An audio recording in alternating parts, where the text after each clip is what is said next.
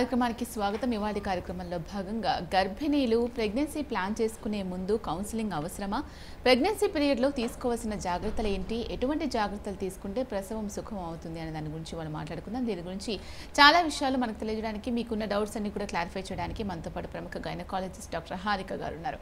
దీనికి సంబంధించి మీకు ఏమైనా డౌట్స్ ఉన్నాయి, డాక్టర్ గారితో మాట్లాడాలనుకున్నట్లయితే వెంటనే స్క్రీన్ మీద కనిపించే నెంబర్స్కి కాల్ చేయండి. నమస్తే మేడం. హలో, నమస్తే. మామూలుగా ప్రెగ్నెన్సీ ప్లాన్ చేసుకుంటూ ఉంటారు. దానికి అసలు ముందస్తుగా ప్రిపరేషన్, కౌన్సిలింగ్ అనేది ఎంతవరకు అవసరం అంటారు? అసలు చాలామందికి ప్రెగ్నెన్సీ ముందు ఇలా కౌన్సిలింగ్ తీసుకోవాలన్న విషయం తెలీదు, కానీ తీసుకుంటూ ఉంటే చాలా మంచిది. ఎందుకంటే మీరు వినుంటారు, చిన్నప్పుడు అందరం మనం ఎంఎంఆర్ వ్యాక్సిన్ అని తీసుకుని ఉంటాం. అందులో రుబెల్లా అని ఒకటి ఉంటుంది. ఎంఎంఆర్లో ఆర్ అంటే రుబెల్లా. సో ఆ వ్యాక్సిన్ కొంతమంది అమ్మాయిలకి అందుంటుంది, కొంతమంది అమ్మాయిలకి అందుండదు. ఆ ఇన్ఫెక్షన్ ప్రెగ్నెన్సీలో వస్తే బేబీకి చాలా లోపాలు వచ్చే అవకాశం చాలా ఎక్కువ ఉంటుంది. సో ఆ వ్యాక్సినేషన్ అయిందా లేదా అన్నదానికి ఒక యాంటీబాడీ టెస్ట్ ఉంటుంది. సో ఆ టెస్ట్ చేయించుకుని బిఫోర్ ప్రెగ్నెన్సీ మనం అవసరమైతే ఆ వ్యాక్సిన్ తీసుకోవాలి. ఇది జస్ట్ ఒక ఉదాహరణ మాత్రమే, కానీ అట్లా చాలా చాలా విషయాలు ఉంటాయి. ఎవరికైనా బీపీ, షుగర్ ముందే ఉంది అంటే ఆ షుగర్ వెల్ కంట్రోల్లోకి వచ్చినాక ప్రెగ్నెన్సీ ప్లాన్ చేసుకోవాలి. బీపీ మీద ఉన్న వాళ్ళు మెడిసిన్స్ వాడుతూ ఉన్నారు అంటే ఆ మెడిసిన్స్లో కొన్ని ప్రెగ్నెన్సీలో వాడకూడని ఉంటాయి, కొన్ని వాడచ్చు అన్న ఉంటాయి. వాడకూడని మెడిసిన్స్ వాడుతున్నట్టు ఉంటే వాళ్ళు కన్సీవ్ అయితే ఇమీడియట్గా ప్రెగ్నెన్సీ వచ్చిన వెంటనే ఫస్ట్ మూడు నెలల్లో ఆ మెడిసిన్స్ వాడినప్పుడు అవయవ లోపాలు వచ్చే అవకాశాలు ఉంటాయి. సో అలాంటి వాళ్ళు ముందే కలిసి ముందే ఆ మెడిసిన్స్ చేంజ్ చేసుకుని ప్రెగ్నెన్సీ ప్లాన్ చేసుకుంటే బెటర్. ఏమీ ప్రాబ్లం లేని వాళ్ళు ముందు కలవాలా అక్కర్లేదా అంటే వాళ్ళు కూడా ప్రెగ్నెన్సీ ముందు కపుల్ ఇద్దరు డాక్టర్ని కలిసి ఫోలిక్ యాసిడ్ అని ఒక మందు ఉంటుంది. అంటే బేబీ ఫార్మేషన్లో బేబీ న్యూరల్ ట్యూబ్ అంటారు, నర్వస్ సిస్టమ్కి సంబంధించింది. అది దాని ఫార్మేషన్కి సంబంధించిన లోపల రాకూడదు అంటే మనం బిఫోర్ ప్రెగ్నెన్సీయే ఆ ఫోలిక్ యాసిడ్ అనే మెడిసిన్ మనం స్టార్ట్ చేసి 3rd మంత్ వరకు కంటిన్యూ చేయాల్సి ఉంటుంది. ఇది చాలామందికి తెలియదు, అందుకే ప్రెగ్నెన్సీ కన్సీవ్ అయినాకే డాక్టర్ దగ్గరికి వెళ్తారు. కానీ ఇట్ ఈస్ ఆల్వేస్ అడ్వైజబుల్ ముందే డాక్టర్ని కలిసి ఆ తర్వాత ఆ ఫోలిక్ యాసిడ్ స్టార్ట్ చేసి ప్రెగ్నెన్సీ ప్లాన్ చేసుకోవడం అనేది బెటర్. ఈ కౌన్సిలింగ్లో అనేది మన బాడీ ఎంతవరకు ప్రిపేర్ చేసుకోవాలి, మెంటల్గా మనం ఎంతవరకు ప్రిపేర్ ఉండాలి, అలాగే మీరు ఇప్పుడు చెప్పారు ఫోలిక్ యాసిడ్ మెడిసిన్ వాడాల్సిన అవసరం ఉంది, ఇలాంటివి చెప్పడానికి బాగుంటుందంటారా? కౌన్సిలింగ్ అనేది ఎందుకు అని ఇప్పటికి కూడా చాలామందికి డౌట్ ఉంటుంది కదా. 2-3 రకాలు. ఒకటి మెడిసిన్స్, సెకండ్ థింగ్ ముందే ప్రాబ్లమ్స్ ఉన్న వాళ్ళు రెక్టిఫై చేసుకోవడానికి, థర్డ్ థింగ్ ఏంటంటే చాలామందికి అసలు ఫర్టైల్ పీరియడ్ అంటారు, అంటే ఏ టైంలో రెగ్యులర్గా కలిస్తే ప్రెగ్నెన్సీ వస్తుందని. ఇదంతా చాలామందికి ఐడియా ఉండదు. సో ఇలాంటి ఎడ్యుకేషన్ అంతా ఆ ప్రీ కన్సెప్షనల్ పీరియడ్ అంటే married couples before pregnancy planning ఆ టైంలో వెళ్ళి డాక్టర్ని కలిస్తే వాళ్ళ సజెషన్స్ అన్నీ క్లియర్గా ఇస్తారు. అందుకని అట్లా చేయడం బెటర్. ఇంకొక ఎగ్జాంపుల్ ఏంటంటే బరువు ఎక్కువ ఉన్న వాళ్ళు ఉన్నారు అంటే వాళ్ళు ప్రెగ్నెన్సీ ప్లాన్ చేసుకున్నాక వాళ్ళకి షుగర్ వచ్చే అవకాశం అవన్నీ ఎక్కువ ప్రాబ్లమ్స్ ఛాన్సెస్ బరువు ఎక్కువ ఉన్న వాళ్ళకి ఎక్కువ ఉంటుంది. సో అలాంటి వాళ్ళు ముందొచ్చి కలిస్తే వెయిట్ లాస్ గురించి మనం వాళ్ళకి ముందే సజెస్ట్ చేయొచ్చు. వాళ్ళు కొంచెం వెయిట్ లాస్ అయ్యి అప్పుడు ప్రెగ్నెన్సీ ప్లాన్ చేసుకుంటే ప్రెగ్నెన్సీలో కాంప్లికేషన్స్ అన్నవి ఎక్కువ ఉండవు. అలాగే ఫ్యామిలీ హిస్టరీలో ఏమైనా కాంప్లికేషన్స్ ఉన్నా కానీ, ఏమైనా హెరిడిటరీ పరంగా వచ్చి ఉన్నా కానీ ఈ కౌన్సిలింగ్ ద్వారా మనం అంటే ఈ కౌన్సిలింగ్ పీరియడ్లో మనం సెట్ చేసుకోవచ్చు అంటారా ప్రెగ్నెన్సీ ప్లాన్ చేసుకునే వాళ్ళు? ముందే ఏదైనా ఒకవేళ ఫ్యామిలీలో ప్రాబ్లమ్స్ ఉన్నాయి అంటే ముందే వచ్చి డాక్టర్ని కలిసి అది దాంట్లో గైనకాలజిస్ట్తో పాటు జెనెటిక్ కౌన్సిలింగ్ అని కూడా ఉంటుంది. సో ఆ జెనెటిక్ కౌన్సిలింగ్ కూడా వెళ్ళి జెనెటిసిస్ట్తో కూడా మాట్లాడి ఎంత రిస్క్ ఉంది అనేది వాళ్ళు అసెస్మెంట్ ఇచ్చి వాళ్ళకి మనకి ఎంత రిస్క్ ఉందో చెప్పి, ఒకవేళ రిస్క్ ఎక్కువ ఉంది అంటే పేరెంట్స్ ఇద్దరిది కూడా క్యారియోటైపింగో లేదా అవసరమైతే వేరే అదర్ టెస్ట్లో చేయించి బేబీకి అసలు రిస్క్ వచ్చే అవకాశం ఎంత ఉంది అని ముందే చెప్తారు. సో వాటిలో కొన్ని మనం అయితే అవాయిడ్ చేయొచ్చు. ఇప్పుడు ఇంతకు ముందు అయితే కన్సీవ్ అయిన తర్వాత ఒక 3 మంత్స్కి హాస్పిటల్స్కి వెళ్ళేవాళ్ళు, కానీ ఇప్పుడు చాలా వరకు బేబీ అబార్ట్ అవ్వడం కానీ లేకపోతే అవయవ లోపంతో పుట్టడం కానీ ఇలాంటివన్నీ జరుగుతున్నాయి కాబట్టి కౌన్సిలింగ్ తీసుకోవాలి, కౌన్సిలింగ్కి ప్రిపేర్ అవ్వాలి అని అంటున్నారా? లేదండి, 3 మంత్స్ అనేది యాక్చువల్లీ చాలా లేట్ టైం. 3 మంత్స్ అంటే 12 వారాలు. 12 వారాలు అంటే ఆల్మోస్ట్ ఫస్ట్ ట్రైమిస్టర్ ఎండ్ అంటే బేబీ ఫార్మేషన్ అనేది 10 వారాల టైంకి అయిపోతుంది. సో ఆ టైంకి మనం డాక్టర్ దగ్గరికి వెళ్ళినా ఆల్రెడీ బేబీ ఫార్మేషన్ అనేది అయిపోతుంది. సో మన ఒక మంచి క్రిటికల్ పీరియడ్ని మిస్ అయిపోతాం అనమాట. సో ఆ ఫోలిక్ యాసిడ్ అన్న మెడిసిన్ వాడడం మిస్ అయిపోతాం. సో అందుకని బిఫోర్ ప్లానింగ్ ప్రెగ్నెన్సీ ఆల్రెడీ ముందే వెళ్ళి కలవడం చాలా మంచి. ఏజ్ పరంగా కూడా ఎటువంటి జాగ్రత్త? ఏజ్ పరంగా 35 years అండ్ అబవ్. ఇప్పుడు ఇంకా రీసెంట్గా అయితే 37 అండ్ అబవ్ ఉంటున్నారు, కానీ 35 years అబవ్ని అడ్వాన్స్డ్ మెటర్నల్ ఏజ్ అంటారు. సో వాళ్ళకి ప్రెగ్నెన్సీలో బీపీ, షుగర్ వచ్చే అవకాశాలు, వేరే ప్రాబ్లమ్స్, మెడికల్ ప్రాబ్లమ్స్ అంటారు, అవన్నీ వచ్చే అవకాశాలు చాలా ఎక్కువ ఉంటాయి. సో ఇలాగా అడ్వాన్స్డ్ మెటర్నల్ ఏజ్ ఉన్న వాళ్ళు తప్పనిసరిగా బిఫోర్ ప్రెగ్నెన్సీ వెళ్ళి ఒకసారి డాక్టర్ని కలిసి అప్పుడు ప్లాన్ చేసుకుంటే మంచిది. ఈ కౌన్సిలింగ్ తీసుకోకుండా ఎటువంటి ప్రిపరేషన్ లేకుండా కన్సీవ్ అయ్యే వాళ్ళలో మేజర్గా ఎటువంటి కాంప్లికేషన్స్ ప్రాబ్లమ్స్ చూస్తున్నాం? బేబీ ఎనామలీస్ అండి. ఫస్ట్ థింగ్ అదే న్యూరల్ ట్యూబ్ డిఫెక్ట్స్ అంటారు కదా, ఆ బేబీ ఎనామలీస్ అనేవి ఫస్ట్ ఇంపార్టెంట్ థింగ్స్. నెక్స్ట్ బ్యాక్గ్రౌండ్లో ఆల్రెడీ ప్రాబ్లమ్స్ ఉన్న వాళ్ళు, ఫర్ ఎగ్జాంపుల్ షుగర్ ఉన్న వాళ్ళకి HbA1c అని ఒక టెస్ట్ ఉంటుంది. సో అది షుగర్ ఎంత కంట్రోల్ ఉంది అని తెలియడం కోసం మనకు ఆ టెస్ట్ ఉపయోగపడుతుంది. అది 6.5, 6.6 అరౌండ్ కంట్రోల్లోకి వచ్చినాక ప్లాన్ చేసుకుంటే మంచిది. ఒకవేళ లేదు, అది అన్కంట్రోల్డ్గా ఉండి 7 to 8 మధ్యలో ఆ టెస్ట్ HbA1c రిజల్ట్ ఆర్ అప్రాక్సిమేట్గా ఆ రేంజ్లో ఉన్నప్పుడు వాళ్ళు ప్రెగ్నెన్సీ ప్లాన్ చేసుకుంటే ఆ బేబీ ఫార్మేషన్లోనే కొన్ని అవయవ లోపాలు వచ్చే ఛాన్సెస్ ఉంటాయి. ఆ వాల్యూ ఎంత ఎక్కువ ఉంటే అంత రిస్క్ ఎక్కువ ఉంటుంది. నేను ముందు మీకు చెప్పినట్టుగానే ఎనీ ప్రాబ్లమ్స్ ఉన్న వాళ్ళు మోర్ కేర్ తీసుకుని ప్రీ కన్సెప్షనల్ కౌన్సిలింగ్ అంటారు, దానికి ముందు రావాల్సి ఉంటుంది. ప్రాబ్లం లేని వాళ్ళు అస్సలు రావక్కర్లేదని నేను అన్ను, కానీ వస్తే మంచిది అన్నట్టుగా ఉంటుంది. కౌన్సిలింగ్ అనగానే ఓన్లీ ఫీమేల్స్ వెళ్తే సరిపోతుంది అనే అభిప్రాయం ఉంటుంది చాలా మందికి. కపుల్ కంపల్సరీ వెళ్ళాల్సిన అవసరం ఉందా కౌన్సిలింగ్కి? డెఫినెట్గా. దానివల్ల వచ్చే ఉపయోగాలు ఏంటి? ఎప్పుడైనా కూడా కపుల్ అన్న వాళ్ళే కౌన్సిలింగ్కి వెళ్ళాలండి. ఎందుకంటే ఫీమేల్కి త్రూ అవుట్ ప్రెగ్నెన్సీ సపోర్ట్ ఇచ్చేది హస్బెండే. సో ఆయన ముందు ప్రెగ్నెన్సీ ప్లానింగ్ ముందే హస్బెండ్ కూడా పక్కన ఉంటే అసలు ఏమేం ప్రాబ్లమ్స్ రావచ్చు, ఏమేం వాడాలి, ఎలా వాడాలి అన్నీ ఆయన కూడా తెలుసుకుంటే ఎమోషనల్గా కూడా మంచి సపోర్ట్ ఉంటుంది. ఈ కౌన్సిలింగ్ టైంలో మనం ఏదైనా ప్రాబ్లం ఐడెంటిఫై చేసినా కూడా ఇద్దరిని కంప్లీట్గా ఇవాల్యుయేట్ చేసే అవకాశం కూడా మనకి ఇద్దరు ఉంటేనే ఉంటుంది. ఒకళ్ళు ఉంటే ఛాన్స్ తక్కువ ఉంటుంది. ఇద్దరు కౌన్సిలింగ్ వస్తే, ఇద్దరు కౌన్సిలింగ్కి వెళ్తే బెటర్. ఓకే, కాలర్ ఉన్నారు మేడం, మాట్లాడదాం. Hello hello. ఓకే మేడం, ఈ ప్రెగ్నెన్సీ ప్లాన్ చేసుకున్న తర్వాత ఫస్ట్ మంత్లో మేజర్ ఇంపార్టెంట్ అంటూ ఉంటారు కదా, ఫస్ట్ 3 months. సో ఫస్ట్ మంత్లో ఫస్ట్ ట్రైమిస్టర్లో ఎటువంటి జాగ్రత్తలు తీసుకోవాల్సిన అవసరం ఉంది? మనం కూడా ఎలా ప్రిపేర్ అవ్వాలి? అసలు ఫస్ట్ టైం ప్రెగ్నెన్సీ ప్లాన్ చేసుకునే వాళ్ళకి అసలు అవగాహన ఉండదు కదా. ఫస్ట్ 3 months, ఆ ఫస్ట్ ట్రైమిస్టర్ అంటే 14 weeks పీరియడ్ అండి. ఆ టైంలో చాలా మటుకు ఎక్కువ ఫుడ్ తినలేకపోవడం, ఆకలేకపోవడం, వామిటింగ్స్ సెన్సేషన్, చాలామందికి వామిటింగ్స్ అవడం అవన్నీ ఎక్కువ ఉంటాయి. సో మెయిన్ అర్థం చేసుకోవాల్సింది ఏంటంటే మన బాడీలో ఆ టైంలో ప్రొజెస్ట్రాన్ అన్న హార్మోన్ చాలా ఎక్కువ ఉంటుంది. సో దానివల్లన ఫుడ్ తిన్నా కానీ ఎక్కువ తినలేకపోవడం, తినింది వెంటనే ఆ పొట్టలోకి వెళ్ళిన ఫుడ్ ఈసోఫేగల్ స్పింక్టర్ కొంచెం లూజ్ ఉండడం వల్ల బయటకు వచ్చేయడం, విరోచనం సరిగ్గా అవ్వకపోవడం, ఇట్లాంటి ప్రాబ్లమ్స్ ఉంటాయి. సో వాళ్ళు ఏం ఐడెంటిఫై చేయాలంటే వాళ్ళ డైట్లో కొంచెం మోడిఫికేషన్స్ చేసుకోవాలి. ఏం తినగలుగుతున్నారు, ఏం తినలేకపోతున్నారు. ఆయిల్ ఉన్న ఫుడ్ డెఫినెట్గా తినకూడదు, దాంతో నాసియా ఎక్కువ అవుతుంది. కారం ఉన్న ఫుడ్ కూడా ప్రెగ్నెన్సీలో అవాయిడ్ చేయాలి. తినే మీల్ని స్ప్లిట్ చేసుకుని ఒకటేసారి 3 major మీల్స్లా కాకుండా బ్రేక్ఫాస్ట్, మార్నింగ్ స్నాక్ కొంచెం, మళ్ళీ మధ్యాహ్నం స్మాల్ మీల్ అండ్ మధ్యాహ్నం evening snack, mid evening snack అట్లా, మళ్ళీ నైట్ ఎర్లీ డిన్నర్ అంటే 7-7:30కి అట్లా డిన్నర్ చేసి ఏది తిన్నా కూడా తిన వెంటనే ఒక 1/2 hour లేదా 1 hour పనుకోకుండా అప్రైట్ ఉండి ఆ తర్వాత దే కెన్ లై డౌన్. అట్లా చేస్తే తిన్న ఫుడ్ వామిటింగ్ అయ్యే ఛాన్సెస్ కొంచెం తక్కువ ఉంటాయి. అండ్ అన్ని రకాల ఫ్రూట్స్ ఇంక్లూడ్ చేసుకోవడం బెటర్. పపాయ మీద కొన్ని మిత్స్ ఉన్నాయి. పచ్చి పపాయ తినకూడదు అంటారు, యాక్చువల్లీ రైపెన్ పపాయ అయితే తినచ్చు, దానికి కాంట్రాఇండికేషన్ అయితే ఏం లేదు. కానీ డౌట్స్ ఉన్నప్పుడు అవాయిడ్ చేసుకోవచ్చు, కానీ తీసుకోకూడదని అయితే లేదు. మిగతా ఫ్రూట్స్ అన్నీ కూడా ఏ ఫ్రూట్స్ అయితే వాళ్ళకి పడుతుంది, వామిటింగ్స్ అవ్వట్లేదు, బాగుంది, కంఫర్టబుల్గా ఉంది అనుకుంటున్నారో అలాంటి ఫ్రూట్ ఎక్కువ ఇంక్లూడ్ చేస్తే ఆ ఫైబర్ వల్ల మోషన్ కూడా వాళ్ళకి స్టూల్ బాగా పాస్ అవుతుంది అనమాట. ఎందుకంటే ప్రెగ్నెన్సీలో స్టూల్ పాస్ చేసుకోవడంలో కొంచెం కష్టం ఉంటుంది. కాన్స్టిపేషన్, మలబద్ధకం అలాంటి ప్రాబ్లమ్స్ ఎక్కువ ఉంటాయి. సో డైట్ చేంజ్ చేసుకోవడం ఇంపార్టెంట్. యాక్టివిటీ అయితే వాళ్ళు ఎలా వెళ్తున్నారో వర్క్ అవన్నీ సేమ్ అట్లా చేసుకోవచ్చు, కాకపోతే వీక్నెస్ ఎక్కువ ఉంటుంది కాబట్టి 7 to 8 hours స్లీప్ అనేది ఒకటి మెయింటైన్ చేస్తే సరిపోతుంది. ఓకే, నెక్స్ట్ కాలర్ ఉన్నారు. హలో హలో, నమస్తే మేడం. నమస్తే అమ్మ, మీ డౌట్ ఏంటో అడగండి డాక్టర్ గారిని. మేడం, నా పేరు హసీనా మేడం, నా ఏజ్ 29 years. హలో అమ్మా, చెప్పండి. నాకు ఒక బాబు ఉన్నాడు మేడం, 8 years. నాకు పెళ్ళి 10 years అవుతుంది. ఓకే. నాకు ఒక బాబు ఉన్నాడు, 8 years బాబు. బాబు పుట్టిన తర్వాత 3 years నిలబడింది మేడం. 2 months కి అబార్షన్ అయింది. ఓకే. తర్వాత మళ్ళీ ఇప్పుడు 8 సంవత్సరాలకు నిలబడింది మేడం. నిలబడిన తర్వాత థైరాయిడ్ వచ్చి ఒక సంవత్సరం అయింది. ఓకే. బాబు పుట్టిన తర్వాత థైరాయిడ్ నిలబడింది మేడం. బాగానే ఉంటుంది. 5 months కి చెప్పినారు, స్కానింగ్ లో బాగలేదు, బాబు పిండానికి లోపల నీరు చేరింది, వెన్నెముకల ప్రాబ్లం ఉందని చెప్పినారు మేడం. ఇప్పుడు ఎన్నో మంత్ అమ్మా? అబార్షన్ చేసినాను మేడం. ఇప్పుడు మళ్ళీ ఇప్పుడు అవ్వలేదు. ఓకే ఓకే మధ్యలో ఒక అబార్షన్ అయింది అన్నారు కదమ్మా, అది దానికి రీజన్ ఏమైనా చెప్పినారా ఎందుకు అయిందని?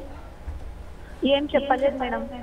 ఇప్పుడు 5th మంత్ టైంలో మీకు బేబీకి పొట్టలో నీరు ఉంది అని టర్మినేట్ చేసినారు కదా? వెన్నెముకలో ప్రాబ్లం ఉంది, పుట్టిన బేబీ సరిగ్గా పుట్టదు, తీసేయాలని చెప్పినారు. ఇక కర్నూలు హాస్పిటల్ అడ్మిట్ అయినాక అబార్షన్ చేసినాను మేడం. సో అయితే ఇందులో 2 రకాలు. ఒకటి మీరు ఆ బేబీని ఆటోప్సీ లేదా ఆ బేబీతో పాటు ఉన్న మాయని హిస్టోపెథాలజీ అనే టెస్ట్కి బయాప్సీకి పంపించుంటే దాంట్లో మనకి కొంత వివరాలు తెలుస్తాయి ఎందుకు ఇట్లా జరిగింది అని. నెక్స్ట్ థింగ్ ఏంటంటే మళ్ళీ ప్రెగ్నెన్సీ ప్లాన్ చేసుకున్నాక ఈసారి 5th మంత్లో స్కాన్, 3rd మంత్లో స్కాన్ ఒకటి చాలా ఇంపార్టెంట్. ఈసారి మీకు 3rd మంత్లో స్కాన్ అయిందో లేదో నాకు తెలియదు. 3rd month scan, 5th month scan 2 చేయించుకొని ఫీటల్ ఎకో అని బేబీ హార్ట్ ఫార్మేషన్కి సంబంధించింది కూడా ఇన్ డీటెయిల్ చేయించుకోవాలి. అది ఫీటల్ మెడిసిన్ సంబంధించిన డాక్టర్స్ ఉంటారమ్మా, వాళ్ళ దగ్గర చేయించుకుంటే బెటర్. Okay madam. ఈ ఫస్ట్ 3 మంత్స్లో మామూలుగా ఎటువంటి పరీక్షలు చేస్తారు అమ్మాయి ఫీమేల్కి? అలాగే ఏమేమి ఇంజెక్షన్స్ మామూలుగా ఇస్తూ ఉంటారు కదా, టీటీ ఇంజెక్షన్స్ అలాంటివి ఏమిస్తారు? ఇంతకుముందు మీరు చెప్పారు వ్యాక్సిన్ తీసుకోవాల్సిన అవసరం ఉందని. ఒకవేళ బై మిస్టేక్ ప్లాన్ వచ్చేసింది ప్రెగ్నెన్సీ, అప్పుడు తీసుకోవచ్చా? ఆర్వాక్ అన్న వ్యాక్సిన్ మాత్రం రుబెల్లా వ్యాక్సిన్ అనేది బిఫోర్ ప్రెగ్నెన్సీ ప్లానింగే తీసుకోవాలండి. ఒకవేళ ప్రెగ్నెన్సీ వచ్చేసింది అంటే తర్వాత ఆ వ్యాక్సిన్ తీసుకోకూడదు. అది బిఫోర్ ప్రెగ్నెన్సీయే దాని డోసెస్ కంప్లీట్ చేసుకోవాల్సి ఉంటుంది. ఫస్ట్ 3 మంత్స్లో తీసుకోవాల్సిన మెడిసిన్స్ ఏంటంటే, ఒకటి ఫోలిక్ యాసిడ్, మనం దాని గురించి మాట్లాడుకున్నాం. వామిటింగ్స్ ఎక్కువ ఉంటే డాక్సినిటన్ మెడిసిన్ ఉంటుంది, అది వేసుకోవాలి. ఇంకా ఎక్కువ ఉందంటే ఇంకా వామిటింగ్స్ తగ్గడానికి ఇంకా హయ్యర్ మెడిసిన్స్ ఉంటాయి, జోఫర్ అని అట్లా. సో ఆ మెడిసిన్స్ వేసుకోవాల్సి ఉంటుంది. అది కాకుండా కొంతమందికి రిపీటెడ్గా మిస్క్యారేజెస్, ఇలా అబార్షన్స్ అట్లా రిపీటెడ్గా అవుతున్న వాళ్ళకి ప్రొజెస్ట్రాన్ అని ఒక హార్మోన్కి సంబంధించిన మెడిసిన్స్ ఉంటాయి, డుఫాస్టాన్ అని కానీ సస్టెన్ కానీ, అలాంటి మెడిసిన్స్ వాడాల్సి ఉంటుంది. అదే మెడిసిన్ని ఇంజెక్షన్ రూపాల్లో కూడా కొంతమంది ఇస్తారు. అయితే వీక్లీ ఇంజెక్షన్స్ కానీ డైలీ ఇంజెక్షన్స్ అని కానీ అలా అబార్షన్స్ రిపీటెడ్గా అవుతున్న వాళ్ళకి. అదర్ దాన్ దట్ ఫస్ట్ 3 మంత్స్లో యూజువల్లీ టీటీ ఇంజెక్షన్ అవసరం లేదు. 5th మంత్కి వచ్చినా కన్నా తీసుకోవచ్చు టీటీ ఇంజెక్షన్. ఎర్లీగా తీసుకున్నా కూడా వచ్చిన నష్టం అయితే లేదు, తీసుకోవచ్చు. హలో హలో హలో, మీ డౌట్ ఏంటో చెప్పండి. చెప్పండి మేడం. బ్లడ్ ప్రాబ్లం మేడం, అవును మాకు షుగర్ ఉంది మేడం. నాకు ఓకే. మీకుందా అండి షుగర్? నాకు ఉంది మేడం. ఓకే. మాకు పిల్లలు కలగలేదు మేడం, 30కి మేడం. అర్థం కాలేదు. పిల్లలు అవ్వలేదు. ఓకే. షుగర్ ఉంది. మీ వయసు ఎంతండి? నా వయసు 45 ఏళ్ళు మేడం. ఓకే. మీకు పెళ్ళి ఎన్ని సంవత్సరాలు అయింది? 20 ఏళ్ళు మేడం. ఓకే. మీది సెమెన్ అనాలిసిస్ అని ఒకసారి టెస్ట్ చేయాల్సి ఉంటుందండి ఫస్ట్ మీ సైడ్ నుంచి. దాని తర్వాత రిజల్ట్ చూసినాక మనం తనది కూడా ఇవాల్యుయేట్ చేసుకోవచ్చు. అంటే మీ వైఫ్ది కూడా మిగతా టెస్ట్లు మనం చేసుకోవచ్చు. ఫస్ట్ అయితే మీది చేయించుకోవాల్సి ఉంటుంది, ఎందుకంటే ఏజ్ పరంగా మీరు 45 ఉన్నారు, కొంచెం ఏజ్ ఎక్కువ ఉండింది, అండ్ షుగర్ ఉందంటున్నారు. సో ఆ అనాలిసిస్ అనేది మనం ఒకసారి చూసుకుని టెస్ట్ చేసుకోవాల్సి ఉంటుందండి. Okay madam. ఈ ఫస్ట్ ట్రైమిస్టర్లో మామూలుగా అసలు థైరాయిడ్, బీపీ, షుగర్, కాళ్ళవాపులు రావడం ఇవి జనరల్గా మనం చూస్తూ ఉంటాం.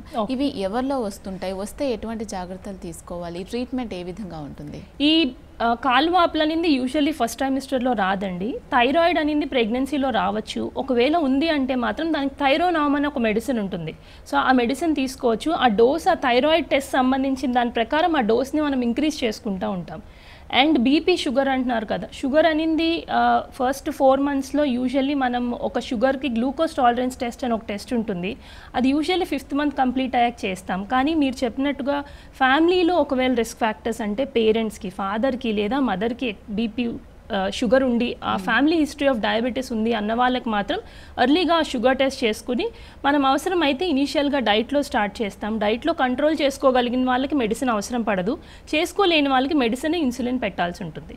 అలా బీపీ వచ్చి యూజువల్లీ ఫస్ట్ 5 to 7 మంత్స్లో బీపీ అంత కామన్గా రాదండి. యూజువల్లీ 28-29 వీక్స్ తర్వాత వస్తుంది.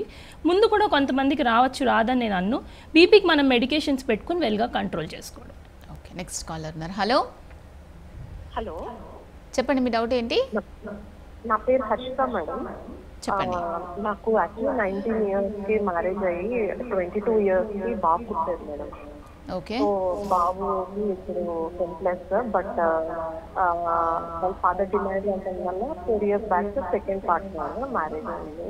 బట్ 4 years అయింది. ఇప్పుడు ఎన్నిసార్లు ట్రై చేస్తే రెండో వాళ్ళు అబార్ట్ అయింది. ఓకే. ప్రతిసారి విషయం అవుతుంది అంటే 3 months కంప్లీట్ అయిన తర్వాత 4th month లోనే అబార్ట్ అవుతుంది. అండ్ తీసుకొని చూస్తే రెండిట్లోనే ప్రాబ్లం లేదు అని చెప్తారు. బట్ జనరల్ గా ఇది ఏంటి అంటే స్టిచెస్ వేస్తారు, లేకపోతే బయట వచ్చేస్తుంది, అందుకని ప్రాబ్లం ఏమో అని అన్నారు. ఓకే. మీకు అబార్షన్ 4th month లో అవుతుంది అన్నారు కదమ్మా, అంటే మీకేంటి 4th month వరకు బేబీ ఫార్మేషన్ అంతా బాగుండి హార్ట్ బీట్ బాగుంది అని చెప్పి 4th month లో సడన్గా పెయిన్స్ వచ్చి బేబీ పడిపోవడం అట్లా జరుగుతుందా? ఫస్ట్ ఇష్యూ ఏమో హార్ట్ బీట్ లేదని చెప్పి తనే తీసేసారు డాక్టర్. ఓకే. అది ఖచ్చితంగా ఇంకో 3 days లో 4th month వస్తుంది అంటే. సెకండ్ టైం ఇష్యూ మాత్రము జస్ట్ ఒక కాఫ్ గట్టిగా వచ్చి 4th month దగ్గరకు వచ్చాను, గట్టిగా కాఫ్ వచ్చింది, బ్లడ్ అవుట్ అయిపోయింది బయటకు. Okay okay okay. So first thing అయితే మాత్రం మీరు అలా స్టిచ్ అవసరం పడద్ది అన్నట్టుగా ఏం హిస్టరీ లేదమ్మా ఫస్ట్ ప్రెగ్నెన్సీ వైజ్ అయితే. కానీ సెకండ్ ప్రెగ్నెన్సీ మీరు ఎలాగైతే గట్టిగా దగ్గిన వెంటనే బేబీ ఉమ్నీరు పడిపోవడమో బేబీ పడిపోవడమో బ్లీడింగ్ అయింది ఏదో అన్నారు కదా. సో ఈసారి మీరు ఏం చేయాలంటే నెక్స్ట్ ప్రెగ్నెన్సీ ప్లాన్ చేయగానే ఆ 3rd month ఎండింగ్ నుంచే సర్వైకల్ సర్విలెన్స్ అంటారు, అంటే గర్భసంచి ద్వారం లెంత్ ఎంత ఉంది అనేది స్కాన్లో మనం చూసుకుంటూ ఉంటాం. సో అందులో గర్భసంచి ద్వారం లెంత్ అనేది ఒకవేళ తక్కువ ఉంది అంటే దానికి ఒక కుట్టు వేయాల్సి ఉంటుంది కింద నుంచి. ఐదర్ కుట్టు అయినా వేయచ్చు, లేదంటే ప్రొజెస్ట్రాన్ అని ఒక హార్మోన్ ఉందమ్మా, ఆ సప్లిమెంటేషన్ అన్నా ఇవ్వచ్చు. రెండిట్లో ఏది అనింది మిమ్మల్ని అప్పుడు ఎగ్జామిన్ చేసిన డాక్టర్ చూసి డెసిషన్ తీసుకుంటారు. ఓకే మేడం, మరో కాల్ ఉన్నారు. హలో హలో, మీ డౌట్ ఏంటో అడగండి డాక్టర్ గారిని. Hello madam. చెప్పండి అమ్మా, చెప్పండి. టీవీ చూడొద్దు దయచేసి, కాల్ కట్ అయిపోతుంది. చెప్పండి. హలో మేడం, నాకు ఒక బాబు ఉన్నాడు. ఓకే. 5 years ఉంది బాబు. సరే చెప్పండి. మళ్ళీ మధ్యలో ప్రెగ్నెన్సీ 2 సంవత్సరంలోకి చెప్పండి. చెప్పండి మా వింటున్నాం, చెప్పండి. సెకండ్ టైం ప్రెగ్నెన్సీ వస్తే వద్దని టాబ్లెట్స్ వేసుకున్నారు. ఫస్ట్ బాబుకి 5 years ఏజ్ అన్నారు, సెకండ్ టైం ప్రెగ్నెన్సీ వస్తే మీరే వద్దని టాబ్లెట్స్ వేసుకున్నారు. తర్వాత ఏమైందమ్మా? తర్వాత ఇప్పుడు ప్రెగ్నెంట్ 3 months నాకు. ఇప్పుడు 3rd month ప్రెగ్నెంట్ అమ్మా? ఇప్పుడు మీ సమస్య ఏంటిమా?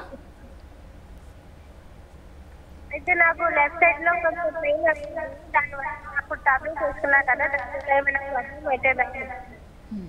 లేదుమా, మీరు అప్పుడు ప్రెగ్నెన్సీ వద్దు అనుకుని తీసేసుకున్నానికి వేసుకున్న మెడిసిన్కి ఇప్పుడు ప్రెగ్నెన్సీకి ఏమీ రిలేషన్ ఉండదుమా. సో దానివల్ల అయితే ఇప్పుడు ఏం ప్రాబ్లం ఉండదు. ఇప్పుడు మీరు 3rd month అన్నారు, పెయిన్ ఉంది అంటే మీకు అసలు బేబీకి స్కాన్ ఏమైనా అయిందా ఈ ప్రెగ్నెన్సీలో? కాల్ కట్ అయింది. నెక్స్ట్ కాల్ ఉన్నారు, మాట్లాడదాం. హలో హలో, చెప్పండి మీ డౌట్ ఏంటి? మేడం మా పేరు మోనిక, హైదరాబాద్ నుంచి కాల్ చేస్తున్నాము. చెప్పండి అమ్మా. చెప్పండి మోనిక, చెప్పండి. మేడం అది మాకు ఫస్ట్ పెళ్ళై 5 years అయింది, మాకు ఒక బాబు ఉంది 4 years. Okay okay. అయితే 2 months అప్పుడు ఒకసారి అబార్షన్ అయింది. ఓకే. మళ్ళీ రీసెంట్ గా ఒక 4 months అయింది, మళ్ళీ 5 months తీసేసారండి. రీసెంట్గా ఏమైందమ్మా? 4 months ప్రెగ్నెన్సీయా? 5 months ప్రెగ్నెన్సీ స్కాన్ చేస్తే బేబీకి హెడ్ బాగాలేదు, తీసేయాలి అని చెప్పారు. Okay okay. ఇప్పుడు రిలేషన్లో 5 months, అది రీసెంట్గా జరిగిందా అమ్మా? ఒక 4 months అవుతుంది. 4 months బ్యాక్. మీది ఏమైనా రిలేషన్లో మ్యారేజా అమ్మా? ఏం లేదు మేడం, మరి ఏం లేదు. ఓకే. సో అప్పుడు తీసేసిన బేబీని ఏమైనా టెస్టింగ్ చేయించినారా మేడం? అప్పుడు బేబీ 5 months బ్యాక్ బేబీకి ప్రాబ్లం ఉందని ప్రెగ్నెన్సీ తీసేశారన్నారు కదా, టర్మినేట్ చేశారన్నారు కదా, ఆ బేబీని ఏమైనా టెస్టింగ్కి పంపించారా అమ్మా? ఏం లేదు మేడం. ఏం లేదు.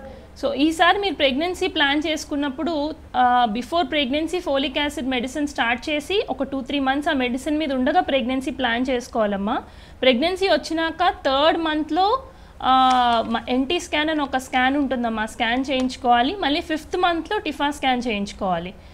మీ ఏజ్ ఎంతో చెప్పలేదు మీరు. 28 23 ఓకే. సో మీ ఏజ్ పరంగా అయితే బేబీ లోపాలు ఎక్కువ ఉండే ఛాన్స్ ఉండే ఏజ్ అయితే కాదుమా. సో ఇది రిపీట్ అవ్వాలని అయితే 100% లేదు. సో మీరు నెక్స్ట్ ప్రెగ్నెన్సీ రాగానే ప్లాన్ చేసుకోగానే మళ్ళీ ఎన్టీ స్కాన్ 5th మంత్లో ఒక టిఫా స్కాన్ అని ఉంటాయి, 2 స్కాన్లు చేయించుకొని బేబీ హార్ట్ ఫార్మేషన్కి సంబంధించి ఎకో అని ఒక టెస్ట్ ఉంటుంది, అది కూడా చేయించుకోవాల్సి ఉంటుంది. అండ్ ప్లానింగ్కి ముందే మీరు ఫోలిక్ యాసిడ్ అన్న మెడిసిన్ కూడా స్టార్ట్ చేయాల్సి ఉంటుంది మా. Okay madam. ప్రెగ్నెన్సీ టైంలో మామూలుగా ప్రెగ్నెన్సీ వచ్చిన తర్వాత ఒక 3 మంత్స్కి వెళ్తే సరిపోతుందని చాలామంది అనుకుంటూ ఉన్నారు, కానీ ఇప్పుడైతే ప్రెగ్నెన్సీ కన్ఫర్మ్ అయిన తర్వాత వెళ్తున్నారు. కానీ బిఫోర్ ప్రెగ్నెన్సీ కూడా కౌన్సిలింగ్ అనేది ఎంతవరకు అవసరం, ఇంతకుముందు చెప్పారు మెడిసిన్స్ వాడాలి, అలాగే MMR వ్యాక్సిన్స్ ఒకవేళ తీసుకోకపోతే తీసుకోవాలి. ఇది కనుక జరగకపోతే కాంప్లికేషన్స్ చాలా రకాలుగా ఉండే అవకాశం ఉంది అనే దాని గురించి ప్రజల్లో అవగాహన వచ్చే విధంగా ఎన్నో విషయాలు మాకు తెలియజేశారు. Thank you so much. Thank you Sheela. ఇది వాళ్ళ హెల్త్ జోన్. మరో కార్యక్రమంతో మళ్ళీ కలుసుకుందాం. అంతవరకు సెలవు. నమస్తే.